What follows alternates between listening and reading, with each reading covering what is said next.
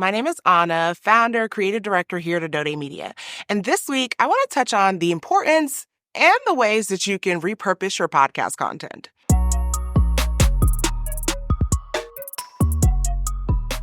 So let's dive on into it.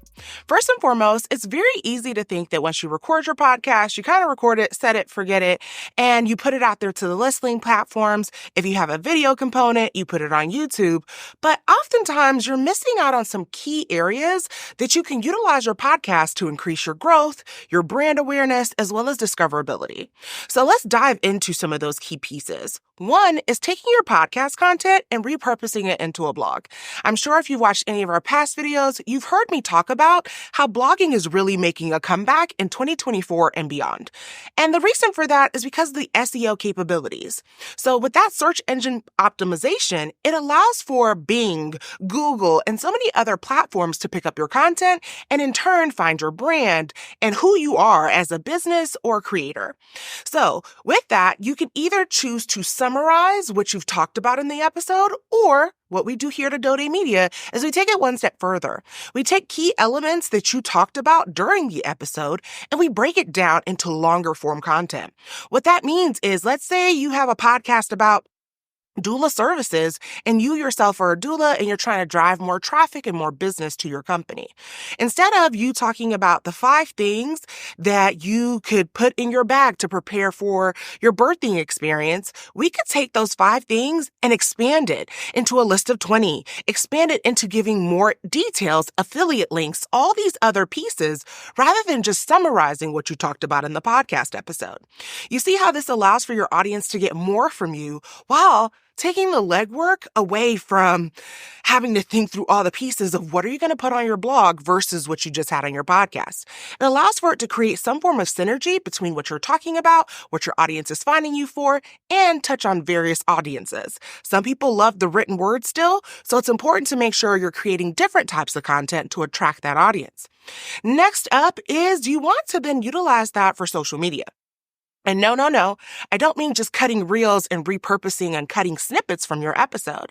I mean taking it one step further. You can pull out quotes from your episode. Here at Adode Media, not only do we edit your podcast, repurpose it into blogs, but we'll also pull out key elements to turn into quote cards, to turn into that piece that kind of drives your audience in. We'll create infographics. So utilizing that same doula services example, we could turn that into an infographic instead of just a reel of the 5 things that they want to pack beforehand. You see how you're able to touch on different points of your audience? Those who might be good and love video, they'll be able to catch that and see that content. Those who might be more graphic based, need a little bit more explanation, something that they can read on their own. You've now turned to make sure that you are capturing all elements and their attention.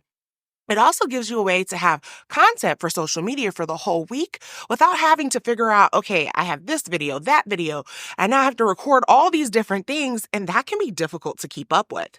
But if you take that one podcast episode, you might record that on a Sunday, and now you have a blog post that you can also share on social. Now you also have a social media element that has the graphics, and you're still going to have your reels to cut down. My favorite, and if you've watched past things, this is my favorite portion of podcasting, is the way in which you can turn it into an email newsletter. Now, here's the thing. I know some people are like, I don't want to get emails every single day. And trust me, I'm one of those people. Send me one a week, one a month. That feels sufficient.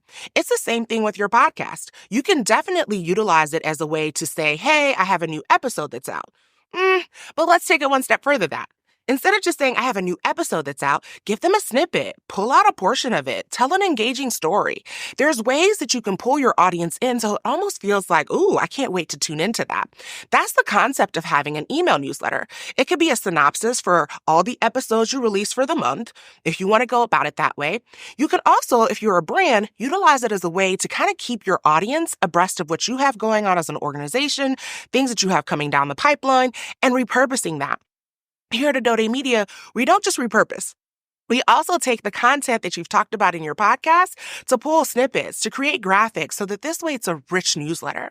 So the easy way, or I shouldn't even say easy. The less strenuous way would be to go about it and just like summarize what you talked about in your podcast episode, break it down for your audience. But you could also take it one step further by pulling in different attributes so that this way they have more information. Last but definitely not least, and this is one that I think goes unnoticed often, which is transcribing your podcast episode to make it more ADA compliant. And this is for people who may be hearing impaired or people who might just still like to read. And the difference between transcribing and turning it into a blog post, transcription is literally just word for word what you've indicated. A blog post should be a story. It should be captivating. It should literally not only just summarize it, but also kind of add more details that you may not have had in your 20 to 25-minute episode. And so let's do a quick recap of ways you can repurpose your podcast episodes so that this way you're getting more bang for your buck. Item number 1, of course, is turning it into a blog post. In 2024 and beyond, blogging is really taking a comeback, and it's a really good way for people to find your brand because of SEO. So instead of trying to find new elements to blog about, utilize your podcast content. Item number 2 is social media content. This could be from reels, quote cards, infographics, and so much more. Item number 3 would be turning it into a newsletter. This could be weekly, bi-weekly, or even a monthly synopsis of all the episodes you talked about that month and infusing what else your brand has going on. It's a good way to keep your audience informed of what's going on and how they can connect and be a part. And last but definitely not least would be transcribing your episode so that those who may be hearing impaired or may just still like the written word have the opportunity to see your content and read it for themselves. And it also drives for SEO purposes because of the fact that it's a more expanded version. And I'm sure during your episode, you've said some necessary keywords.